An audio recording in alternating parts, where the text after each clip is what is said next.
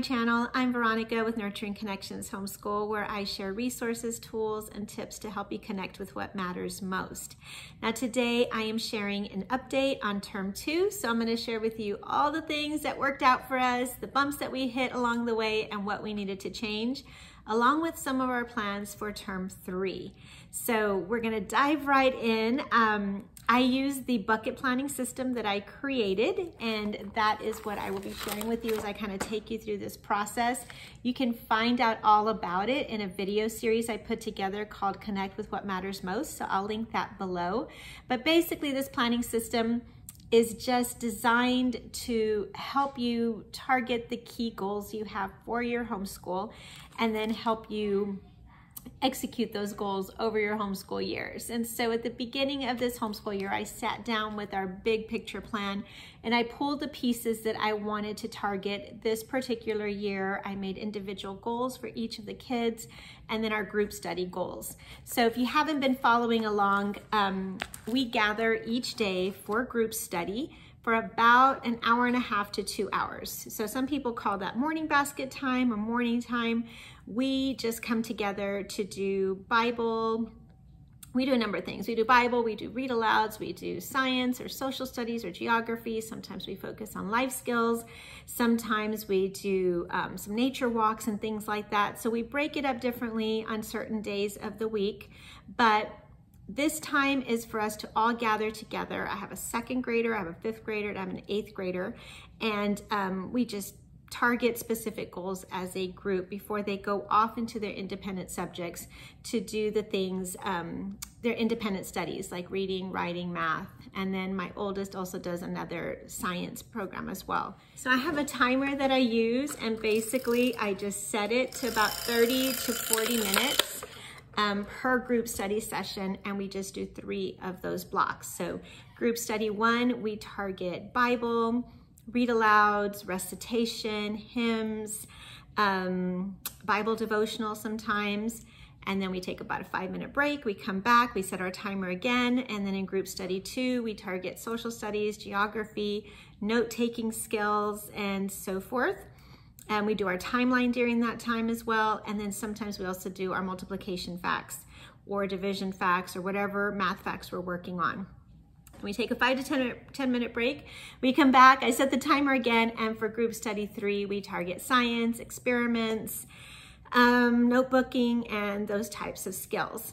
Now on Fridays, we change things up a little bit. We do more of like a 45-minute group study where we start off with prayer, of course, and Bible, and then we'll do something like a life skills application. We'll do cooking, we'll do a nature walk, we'll do some PE exercises. We just kind of change it up. Sometimes we do game schooling and just have some fun on those Fridays. So that's kind of the breakdown of what we're doing, and that has worked out really well, tail end of term 2, going into term 3. Now at the beginning of term 2, we had a bumpy start. We still had some therapy appointments for some of my children. We had just a very inconsistent schedule. So I had to use a completely different layout in my planner in order to make that work. And I shared more about that in the term 1 update. You can check that out. Now what I use for my planner, of course, is my bucket planning system. This is part journal, part workbook, part planner, where it has taken me through the process of identifying our key goals for our big picture homeschool and then targeting specific goals for each student and for our group within this particular year. So I put all of that in my planner here. This is available for sale in my shop if you ever want to check it out. I would greatly appreciate your support, but most importantly, I would just love to support you and encourage you in your own homeschool journey. And going through this process has really helped me. So that has been my inspiration in starting this whole site, is to be able to share this with others as well. Now in term 2, I went ahead and used this particular layout to look at my key goals for each individual bucket. So these are our group study buckets, which are discipleship, social studies, history, geography, science, PE and health, creative arts, and life skills. So in discipleship, we had wanted to finish Sammy and the Shepherd, which we did. We also, our recitation work for this term was Psalm 23, so the kids memorized that. We finished One Blood for Kids. We finished our Answers book for kids as well. We listened to a few more CDs and Adventures in Odyssey. And we also targeted some Christmas goals. So we did the Jesse tree. This was a printout that was given to me by our church. And so we did all these little ornaments that we hung up and discussed as we looked at the lineage that led all the way to Jesus Christ. And it was a really neat study that we focused on during that time for discipleship. So all of that worked really, really well. Moving forward, oh, we also did this book that I had mentioned picking up at a used book sale called God's Psychiatry. And it took us through Psalm 23.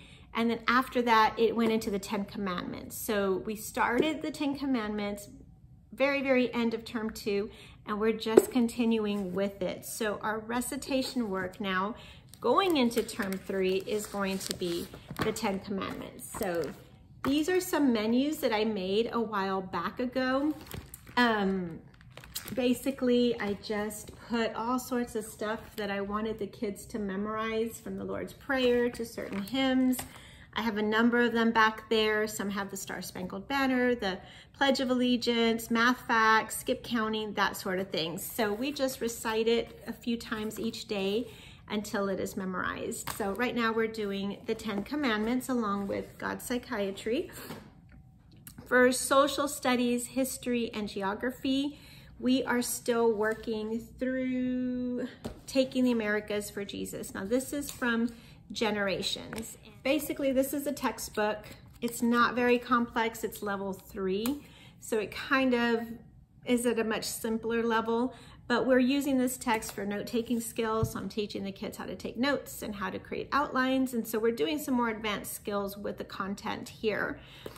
Then the kids just complete this workbook, which is pretty simple to do. It's something they just do once a week and we call it a day. But for the most part, it's working so far. It's giving us a different perspective on history that I personally didn't have. It is very providential, so I know that for a lot of people that may be a bit of a question, concern, but for me, I'm really enjoying seeing God's hand in history and seeing how he has established the church through history. The difference in this perspective versus other history units that we've done in the past is just looking at not this happened, this happened, this happened, the end. This happened, and this is how it points us to what God is doing in this world. And so there are prayer points throughout where we pray for different people. We pray for different scenarios and things like that. We're learning about missionaries along the way. And it's also very clear that not everybody was perfect. We are fallen men. And, you know, many of these people did do things that were not right. And so it doesn't sugarcoat everything, but it is, again, level 3. So it's not going to get into all the details, but it still has been a good approach for us in learning more about the history of North America and South America. So we're continuing with this into term 3. What I do in my planner is I just put the specific chapters that I wanted to cover within that term. So we got through, actually, let's circle that last one. We got through 6, 7, 8, and 9. We did not hit chapter 10. So we're just bumping chapter 10 into term 3 and then adding on to that. Another thing we did in social studies and history was as part of our American Heritage Girls group. So we were working on the badge U.S. military heroes. So we studied that as well. We had a Veterans Day event that was really, really sweet and just really helped the kids learn more about our U.S. military heroes. So that was a great addition to that particular bucket as well.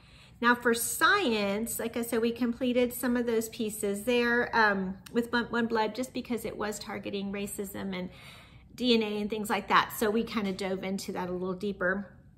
But I had gotten God Made Animals also from Generations, and my original intent was just to do this as a read aloud. But then I went onto their website and saw their workbooks and really liked the inspiration behind it. So give me a second. So in these workbooks, they have questions, of course, for the text as you read it. They also have some scriptural applications, but then they have an observation and dissection section that has a number of activities per chapter that the kids can engage in. And so I really like that piece. I wanted that inspiration, so I went ahead and bought the workbook, and we jumped into chapter 1. What I found with Generations is that it has a video component. So we went onto the website, watched a couple of videos, and then what I'm doing with the kids is they're reading through the questions before I read, and then as I read, we're pausing and they're answering the questions as we go. So it's just, again, training them on that listening comprehension and then that application in their workbooks. And so far we've done a science experiment with some ants, and we set out some different foods for them. We also looked at the vital signs of a cat versus a human. So that was kind of fun to see how a cat, even at a resting state, has their heartbeat and breath rate a lot faster than ours. And so we just picked a couple of things, like I said, from the experiment section, but we can do as little or as much as we want to. So I'm excited to use those sprinkled throughout. I'm not necessarily following this exactly as I recommend, because I'm throwing in those experiments just to keep things light and fun and hands-on, but still helping us dive into the text. So at the end of each text, there is an application. There's usually a hymn and some things to pray about as we take dominion over God's creation as He designed us to. So really excited about continuing on with that. Now in science, my second grader is working through the good and the beautiful fields and flowers. And so this is something we just do one day a week while the older kids are in co-op. But one of the things I was seeing is as we're studying the animals here, I'm just gonna go ahead and lump this together and kind of combine that. So if there's a video here, we'll just watch it as a group, as a large group. If there's a read aloud here, then it may be something we enjoy together or with the big kids. I also went and pulled my Father's World, Exploring God's Creation book list at the back, and just started getting books from the library that we're gonna add to our studies as we're looking at these different animals that we're studying. So putting it all together for term 3, and I'm excited to see all the learning that's gonna take place there. So for PE and health, we are still working through the Anger workbook for kids. We do this more on Fridays when we do our life skills, just looking at emotional health and dealing with our emotions in a positive way.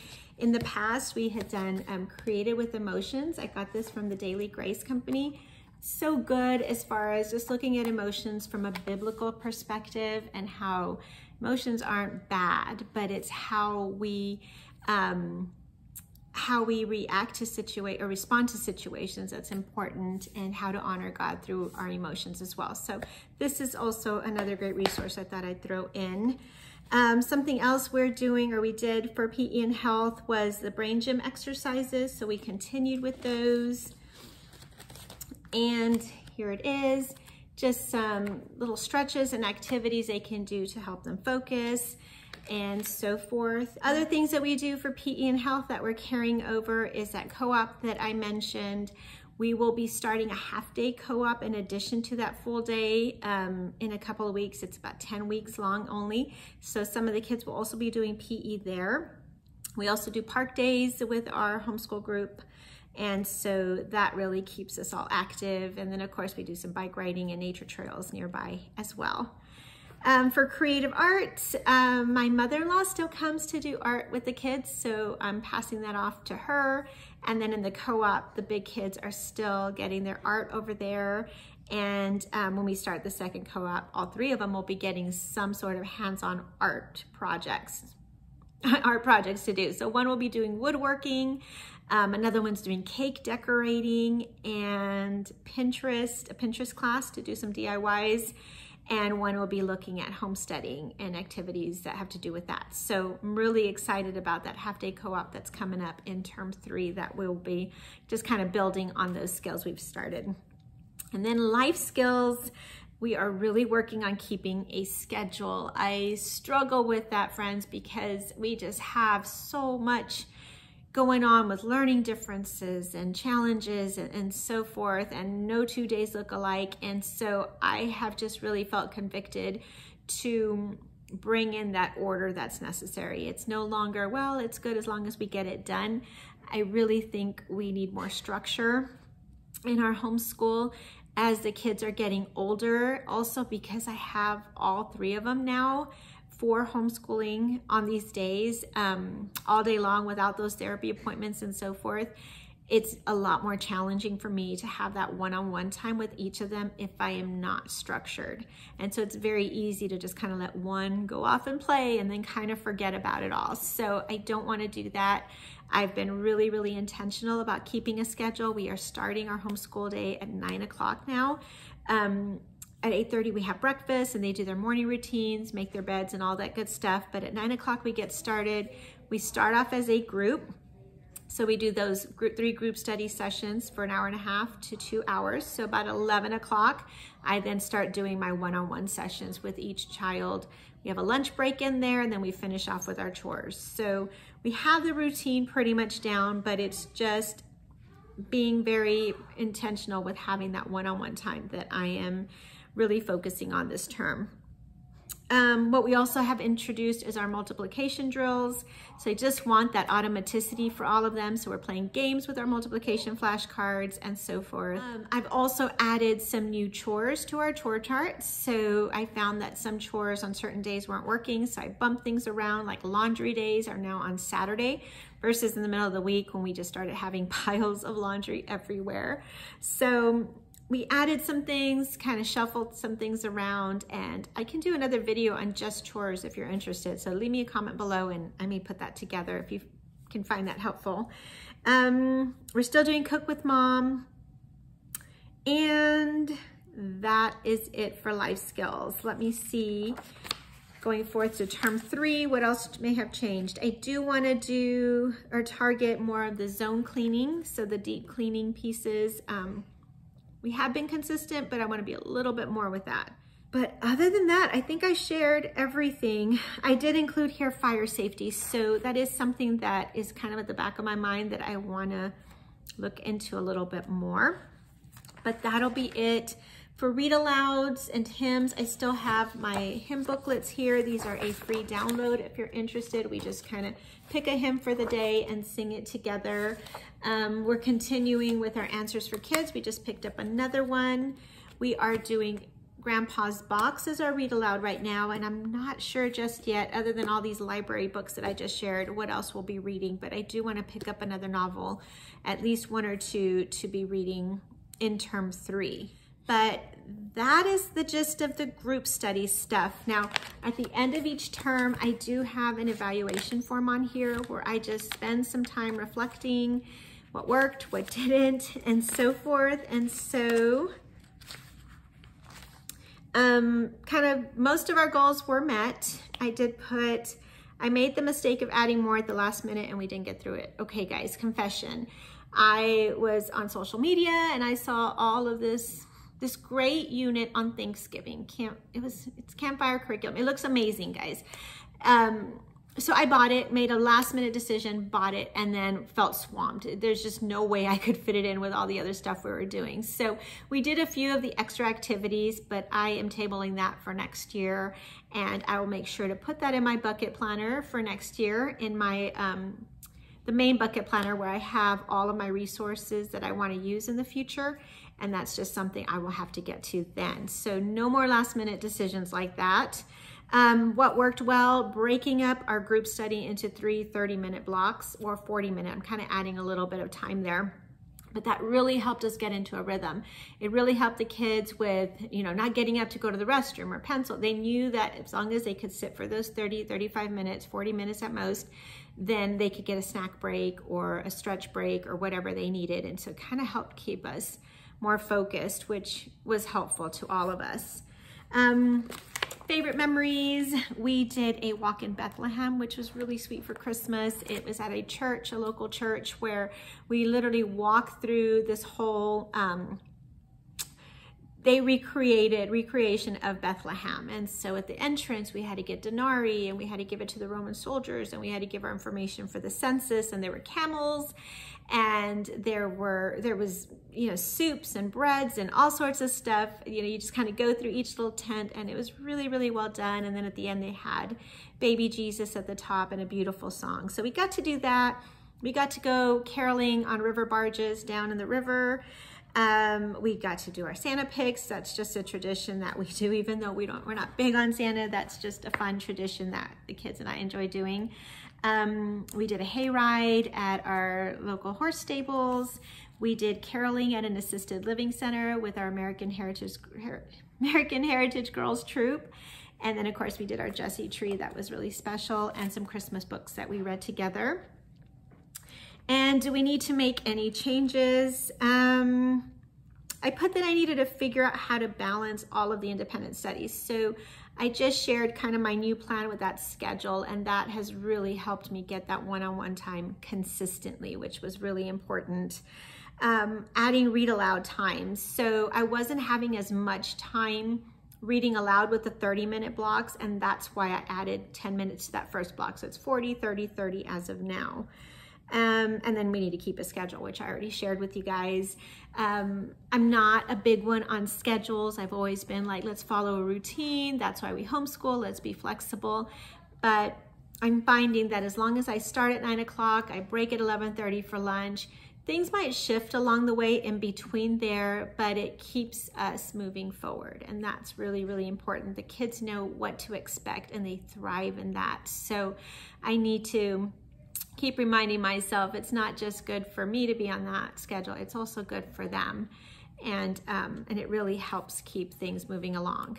Now I will say I am not a stickler, so if we start at 9:05, that's okay. I have my timer, I still put my 40 minutes on here, and we just move forward. So I still understand that we have some learning differences in our homeschool, and we have some different challenges, and people come before content, people come before schedules, and that's something that I won't ever put the schedule first, but I will teach them how to be more responsible, because that is my responsibility. So just balancing that out. But other than that, the kids' independent studies are going pretty well. We might be making a math change. I know I shared in the past that we stuck it out, and yeah, we still had more tears, more not good moments. So we've prayed about that and are considering switching out the good and the beautiful for Christian Light. So I'm not sure how that's gonna go. I know some of you were asking. I had done a video on different math curricula and some reviews on those that we have used in the past, but I'll keep you posted, and we'll most likely do a review video later after we've gotten a little further along on the good and the beautiful, Simply Math, and then Christian Light if we end up jumping onto it. And then we've also used Ace Paces with one of my students. So something to share if you're interested. Again, let me know below. But other than that, we are moving into term 3 with some good consistency, some great learning to take place, and are really excited. So that's it. I hope this was helpful. If you have any questions, comments, or feedback for me, please drop them in the comments below. I'd love to hear from you. But other than that, thanks for watching. Please give me a thumbs up on your way out, and I'll see you here next time. Bye, friends.